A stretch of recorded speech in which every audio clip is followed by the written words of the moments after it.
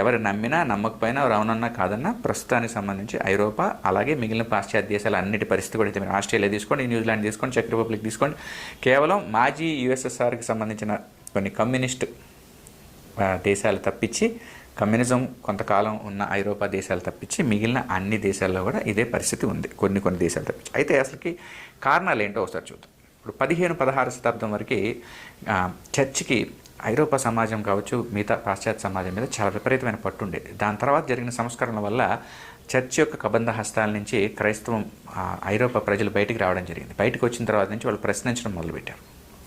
ఎప్పుడైతే చర్చ్ ప్రభావం సమాజం మీద చర్చికి ఉన్న అధికారం పోయిందో వాళ్ళ ప్రభావం తగ్గుతూ వచ్చింది. అలా మెల్లగా ఐరోపా సమాజం కూడా అనాగరికత నుంచి నాగరికత వైపు ప్రయాణించడం ప్రారంభించింది. అప్పటి నుంచి మూఢనమ్మకాల నుంచి బయటకు వచ్చి సొంతగా మనం తెలుసుకోవాలి, ప్రశ్నించడం ఇలాంటివన్నీ మొదలుపెట్టారు. అదొకటి ముఖ్యమైన కారణం. రెండోది ఏంటంటేనండి,